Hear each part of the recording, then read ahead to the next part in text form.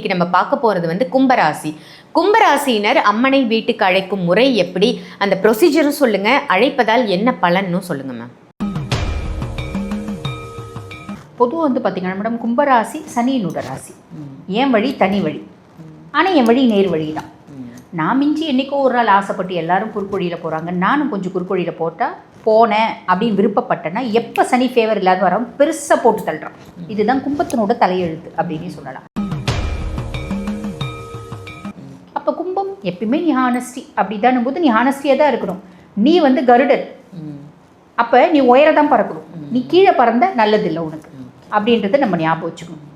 சரி, கும்பத்தை பொறுத்த வரைக்கும் பார்த்தீங்கன்னா மேடம், சனியினோட ராசி அப்படின்றதுனால இறை வழிபாட்டில் சட்டுன்னு சித்தி ஆகும். அந்த மாதிரி பிளான் பண்ணுறாங்க அப்படின்னாலே பார்த்தீங்கன்னா நல்லது நடந்துடும். என்ன நேர் வழி, எப்பயுமே நேர் வழி. நான் கும்பத்தில் பிறந்துட்டு நான் நேர் வழி தான். எந்த டாக்டிக்ஸும் நான் யூஸ் பண்ணக்கூடாது. புத்திசாலித்தனத்தை யூஸ் பண்ணலாம், என்னோடய ஆளுமை யூஸ் பண்ணலாம், சாதுரியம் நல்ல விதத்தில் தொழில் யூஸ் பண்ணலாம், தப்பான விதத்தில் நம்ம யூஸ் பண்ணவே கூடாது அப்படின்றத ஸ்ட்ராங்காக இவங்க மைண்டில் வச்சுக்கணும்.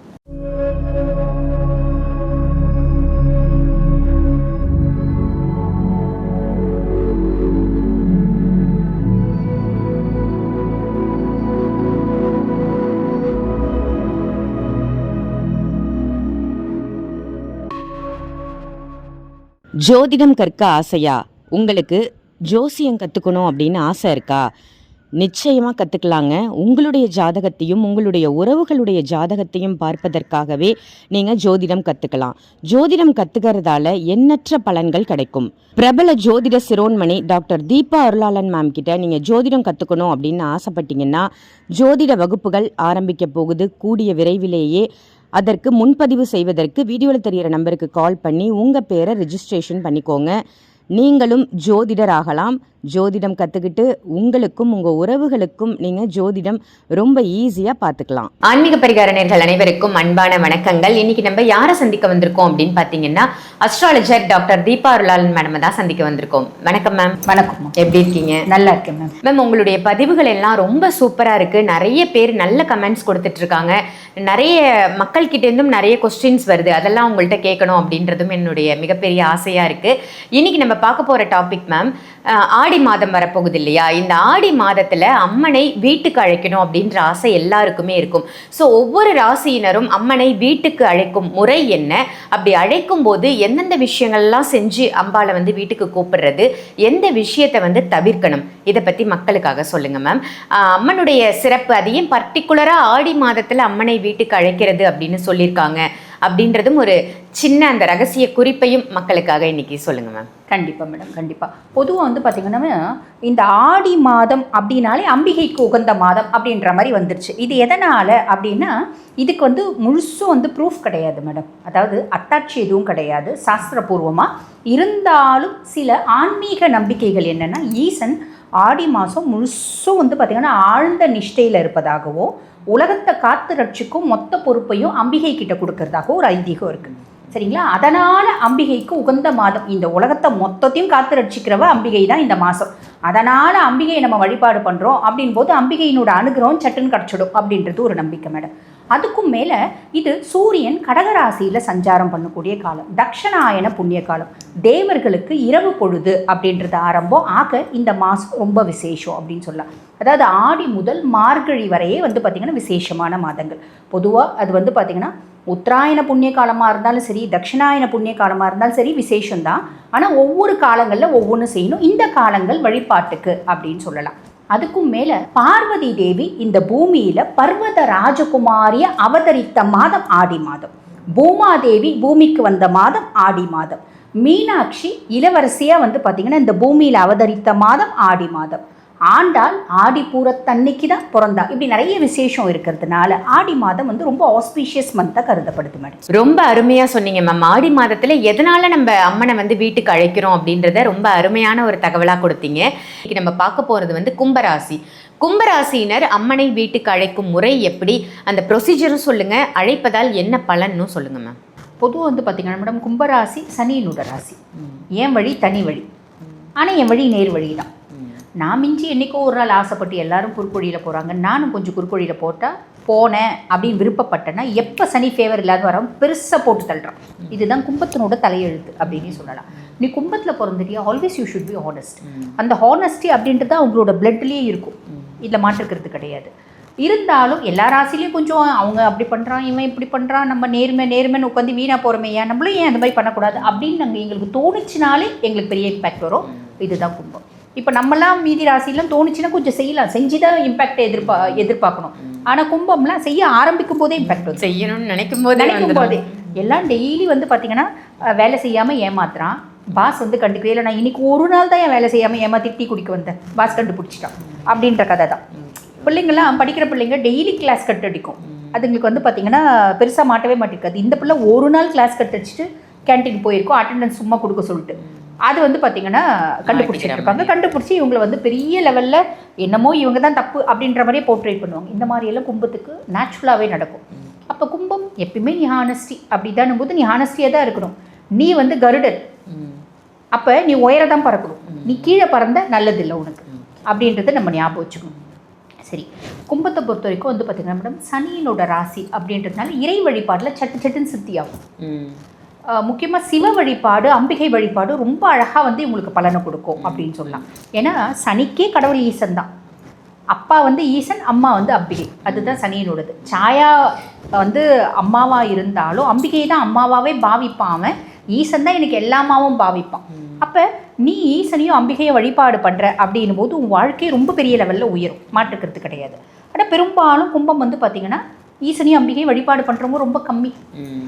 அவங்களுக்கு இந்த சனி தசை வரும்போது, ஏழரை நாட்டு சனி வரும்போது, அஷ்டம சனி போது, அர்த்தாஷ்டம சனி வரும்போது தான் வந்து பார்த்திங்கன்னா சிவனோட கனெக்ட் ஆவாங்க, அம்பிகையோட கனெக்ட் ஆவாங்க. மீதி நேரம் பெருசாக கும்பிட்றதில்ல. ஆனால் கும்பிட்டாங்க அப்படின்னா லைஃப் ரொம்ப நல்லாயிருக்கும். இந்த ஆடி மாதத்தை பயன்படுத்திக்கிறது ரொம்பவே நல்லது.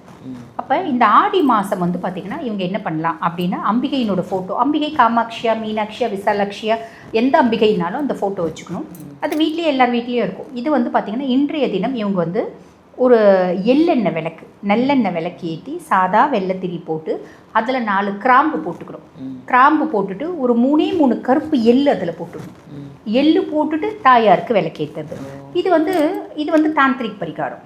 ஆனால் இவங்க வழிபாடு பண்ணுறது சாத்விகதமாக வழிபாடு பண்ண போகிறாங்க. அதில் மாற்றுக்கிறதுல 4 எள்ளு போட்டுட்டு தாயாரை வந்து வழிபாடு பண்ணுறாங்க அப்படின்றது ரொம்ப நல்லது. தாயாரை வந்து பார்த்திங்கன்னா கதம்ப மாலர், அதாவது கதம்ப மலர் மாலை பூ கட்டும் போது கொஞ்சம் நீல கலர் பூவும் வச்சு கட்டிக்கணும். இப்போ கதம்ப மாலை மலர் மாலையில் வருது, அதுலேயே வந்து பார்த்திங்கன்னா பச்சை, அதாவது மல்லி, முல்லை, இல்லைன்னா முல்லை, அதுக்கப்புறம் பச்சை இலைகள், அதுக்கப்புறம் நீல கலர் பூ, அதுக்கப்புறம் கனகாம்பரம், இதெல்லாம் வச்சு வருது. அந்த மாதிரி நிறைய விஷயம், கதம்போனாலே நிறைய கலர் வச்சு வருது. அதில் கொஞ்சம் நீல இருக்க கதம்பத்தை நம்ம வாங்கிக்கணும். வாங்கிட்டு தாயார் ஃபோட்டோவுக்கு போட்டுட்டு, இல்லைன்னா உதிரி பூவாகவே நம்ம போட்டுட்டு, இந்த சங்குப்பூ இருக்குல்ல மேடம், அது கூட போட்டுக்கலாம், நீலோத்பவ மலர் எதுனாலும் போட்டுக்கலாம். வழிபாடு பண்ணுறோம் அப்படின் போது ரொம்ப விசேஷம். தேவி மகாத்மியத்தில் வந்து பார்த்திங்கன்னா அர்க்கலா மந்திரம் அப்படின்னு இருக்கு மேடம், அது கூகுளில் டைப் பண்ணாலே வந்து அந்த அர்க்கலா மந்திரம் பாராயணம் பண்ணி, அதாவது அந்த அர்க்கலா மந்திரம் வந்து பார்த்திங்கன்னா நம்ம உச்சரிச்சுட்டு அப்புறம் தாயாரை வழிபாடு பண்ணுறது ரொம்ப நல்லது. சரிங்களா? இப்போ தாயாருக்கு என்ன வந்து நம்ம நிவேதனம் வைக்கிறது அப்படின்ற ஒரு விஷயம் இருக்குது இல்லைங்களா? தாயாருக்கு வந்து எள்ளுருண்டை வச்சு நம்ம வந்து வழிபாடு பண்ணலாம். இல்லை வேர்க்கடலை உருண்டை, அதுலேயும் கொஞ்சம் எள்ளு போட்டு வச்சு வழிபாடு பண்ணலாம். இல்லை புளி சாதம் வச்சு வழிபாடு பண்ணலாம். வச்சு வழிபாடு பண்ணுறது இவங்களுக்கு வந்து பார்த்திங்கன்னா இவங்க ராசியாதிபனை பிரீத்தி பண்ணுறதுக்கும் ஹெல்ப் பண்ணும். அதே மாதிரி அம்பிகையினோட ஒரு கடாட்சம் பரிபூர்ணமாக கிடைக்கிறதுக்கும் ரொம்ப சப்போர்ட்டிவாக இருக்கும். இது வந்து பார்த்திங்கன்னா நிறைய நற்பலன்களை இந்த கும்பராசி என்பவர்களுக்கு வாரி வழங்கும் மேடம், மாற்றுக்கருத்தே கிடையாது. Super ma'am. அதே மாதிரி இந்த ராசியினர் வந்து எந்த நேரத்தில் புடவை வந்து அம்மனுக்கு சாற்றுவது சிறப்பு? இவங்க சனிக்கிழமை, இந்த ஆடி மாதத்தில் ஒரு சனிக்கிழமையை தேர்ந்தெடுத்துக்கணும் மேடம். தேர்ந்தெடுத்து பக்கத்தில் இருக்க அம்பிகை கோயிலுக்கு போயிட்டு இந்த கிரே கலர் யானை கலர் புடவை இருக்கும் பார்த்தீங்களா, யானை கலரில் லைட் யானை கலர், அந்த லைட் யானை கலரில் நல்ல டார்க் சிவப்பு அந்த பார்டர் வச்சு சாரி அம்பிகைக்கு கொண்டு போய் கொடுக்கணும். அதே மாதிரி நான் முன்னமே சொன்ன மாதிரி கதம்ப மலர் மாலை இது கொண்டு போய் கொடுத்து தாயாரை வழிபாடு பண்ணுறோம் அப்படின்னும் போது நிறைய நற்பலன்கள் கிடைக்கும். முடியும் அப்படின்னா அன்றைக்கி அபிஷேகத்துக்கு போதே அபிஷேகம் பண்ணி முடிங்க. யாரோ ஒருத்தவங்க வந்து பார்த்திங்கன்னா அபிஷேகத்துக்கு கொடுக்குறாங்கன்னு வச்சுக்கோங்களேன், இல்லை எங்களுக்கே வசதி இருக்குது, நம்மளே அபிஷேகத்துக்கு கொடுக்கலாம். அபிஷேகம் கொடுத்துட்டு நான் வந்து இந்த புடவை நீங்கள் இன்றைக்கி சாத்துங்கன்னு கேட்கலாம், இல்லை முடியல எங்களுக்கு சாரியே ஒரு 1000 ரூபாய் ஆயிடுச்சு, நாங்கள் வசதி கம்மி அப்படின்னா நம்ம கொடுத்துட்டு வரலாம், இன்னொரு நாள் அவங்க சாத்துவாங்க, நம்ம கண்டிப்பாக அதை பார்க்க முடியும். அம்பிகைக்கு மட்டும் நம்ம புடவை கொடுக்குறோம் அப்படின்னு வச்சுக்கோங்க மேடம், நம்மளால் கண்டிப்பாக அந்த தரிசனத்தை பார்க்க முடியும். அந்த புடவை வந்து பார்த்திங்கன்னா அவள் கட்டி அந்த தரிசனத்தை ரொம்ப அழகாக பார்க்க முடியும். இவங்களுக்கு அந்த சனியினோட ராசி அப்படின்றதுனால இறை ஆற்றல் ஜாஸ்தி இருக்கும், கடவுளோட சட்டுன்னு லிங்க் ஆகிடுவாங்க, கனெக்ட் ஆவாங்க. தியானம் பண்ணுறாங்க அப்படின்னா கூட டக்குன்னு வந்து பார்த்திங்கன்னா கனெக்ட் ஆவாங்க, அந்த மாதிரி ஒரு ஆற்றல் உண்டு. அப்போ இவங்க வந்து கொஞ்சம் அந்த மாதிரி பிளான் பண்ணுறாங்க அப்படின்னாலே வந்து பார்த்திங்கன்னா நல்லது நடந்துடும். என்ன நேர்வழி, எப்பயுமே நேர்வழி. நான் கும்பத்தில் பிறந்துட்டு நான் நேர்வழி தான், எந்த டாக்டிக்ஸும் நான் யூஸ் பண்ணக்கூடாது. புத்திசாலித்தனத்தை யூஸ் பண்ணலாம், என்னோடய ஆளுமை யூஸ் பண்ணலாம், சாதுரியம் நல்ல விதத்தில் தொழில் யூஸ் பண்ணலாம், தப்பான விதத்தில் நம்ம யூஸ் பண்ணவே கூடாது அப்படின்றத ஸ்ட்ராங்காக இவங்க மைண்டில் வச்சுக்கணும். இந்த கும்பராசினர் வந்து இந்த ஒரு விஷயத்தை அவாய்ட் பண்ணிடுங்க, இந்த மாதம் செய்ய வேண்டாம், இந்த மாதம் இல்லை எப்போவுமே இந்த விஷயத்தை தவிர்ப்பது நலம் அப்படின்னா எதை மேம் சொல்லுவீங்க? Adamant argument. கும்பத்துக்கு வந்து கோவம் வந்துச்சுன்னா பயங்கரமாக பேசுவோம். அது பொம்பளை பிள்ளையாக இருந்தாலும் சரி, ஆம்பளை பசங்களாக இருந்தாலும் சரி, அட்டமெண்ட்டாக ஆர்கியூ பண்ணுவாங்க. அடமெண்ட்டாக ஆர்கியூ பண்ணுறது இவங்களுக்கு கரெக்டான விஷயம் தான் ஆர்கியூ பண்ணுவாங்க. ஆனால் எதிரில் இருக்கவங்க மனசு காயப்படும், கஷ்டப்படுவாங்க. அவங்க தப்பானவங்களாவே கூட இருப்பாங்க. நம்ம கரெக்டு தான், கரெக்டாக இருந்தாலும் நீ ஏன் அதை ஆர்கியூ பண்ணுற, வேண்டாம், அவங்க தப்புன்னு உனக்கு புரிஞ்சு போச்சா, விட்டுட்டு போயிட்டே இரு. யார் மனசையும் காயப்படுத்தாத, கஷ்டப்படுத்தாத. முக்கியமாக பெத்த தாய் மனசை காயப்படுத்தாது. எங்கள் தாய் தப்பானவங்க தாங்க, அந்த மாதிரி இருக்காங்க தானே மேடம். 100 பெற்றவங்க இருக்காங்க அப்படின்னா அதில் 99 பேர் நல்லவங்களா தான் இருப்பாங்க. ஒன்று வந்து பார்த்தீங்கன்னா பையன் பொண்ணு இருக்கான்னா பொண்ணுக்கு தான் சப்போர்ட் பண்ணுவாங்க. பையன்றது என்னோ பக்கத்து வீட்டிலேருந்து கூட்டின்னு வந்துட்ட மாதிரியே நினைப்பாங்க. அப்போ மருமகன்றது பகையாகவே நினைப்பாங்க. அப்படி இருக்கும்போது அவங்க எவ்வளோ தப்பானவங்களா இருந்தாலும் நீ அட்டமெண்ட்டாக ஆர்கியூ பண்ணி நீ அன்றைக்கி அது செஞ்ச, இது செஞ்ச, அது பண்ண ஆர்கியூவே பண்ணாது. அவங்க அவ்வளோதான், தெரிஞ்சுக்கினே ஒதுங்கி போயிடு. ஆர்கியூமெண்ட் அப்படின்றது கும்பம் எப்பயுமே தவிர்த்துறது நல்லது மேடம். எவ்வளோ கெட்டவங்களா இருந்தாலும், எவ்வளோ நம்மளுக்கு கெடுதல் செஞ்சிருந்தாலும் யார் மனசையும் நீ காயப்படுத்தாது. காயப்படுத்தல்னாலே நீ ரொம்ப நல்லா இருப்ப. நியாயமான விஷயத்துல நீ எத்தனையோ முறை காயப்பட்டுருக்கலாம், அதனோட பிரதிபலிப்பு தான் நீ வந்து காயப்படுத்துகிற. வேண்டாம், கஷ்டப்படுறது நானாகவே இருக்கட்டும், சந்தோஷப்படுறது நீயாவே இரு. நான் வந்து எல்லா என்னுடைய மன கஷ்டங்களையும் நான் அம்பிகை கிட்ட ஒப்படைச்சிடுறேன் அப்படின்ற மாதிரி இருந்துட்டு ரொம்ப நல்லது. Super ma'am. கும்பராசிக்கு ரொம்ப ஒரு நல்ல தகவல் கொடுத்துருக்கீங்க. அம்மனை வீட்டுக்கு அழைப்பது எப்படி, எந்த நிற வஸ்திரம் தானமாக கொடுக்கலாம் அப்படின்னு நல்ல ஒரு விஷயமா சொல்லியிருக்கீங்க மேம். நன்றி. இந்த பதிவு உங்கள் எல்லாருக்கும் பயனுள்ள பதிவாக அமைஞ்சிருக்கும் அப்படின்னு நினைக்கிறேன். இது பயனுள்ள பதிவாக இருக்குது அப்படின்னு நீங்கள் நினச்சிங்கன்னா இதை மற்ற ராசினருக்கும் ஷேர் பண்ணுங்கள். மறக்காமல் ஆன்மீக பரிகாரம் நம்ம சேனலை சப்ஸ்கிரைப் பண்ணிக்கோங்க. அதே மாதிரி மேடம் கிட்ட நீங்கள் அஸ்ட்ராலஜி கற்றுக்கணும் அப்படின்னு ஆசைப்பட்டீங்கன்னா ஆன்லைன் கிளாஸஸ் போயிட்டுருக்கு. வீடியோவில் தெரிகிற நம்பருக்கு கால் பண்ணி நீங்கள் அஸ்ட்ராலஜி வகுப்பில் சேர்ந்துக்கலாம். நீங்களும் ஒரு அஸ்ட்ராலஜர் ஆகலாம்.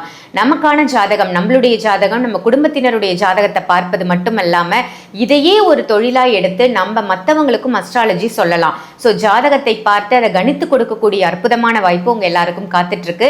அதுக்கு நீங்கள் கிளாஸில் ஜாயின் பண்ணணும் அப்படின்னு நினச்சிங்கன்னா வீடியோவில் தெரிகிற நம்பருக்கு கால் பண்ணுங்கள். மேம் கிட்ட அப்பாயின்மெண்ட் வேணும் அப்படின்னு நினச்சாலும் இதே நம்பருக்கு கால் பண்ணி நீங்கள் ஆன்லைன் கன்சல்டேஷனும் எடுத்துக்கலாம், இல்லை டைரக்ட் கன்சல்டேஷனும் எடுத்துக்கலாம். இதே மாதிரி வேற ஒரு நல்ல நிகழ்ச்சியில் உங்கள் எல்லாரையும் சந்திக்கின்றேன். நன்றி, வணக்கம்.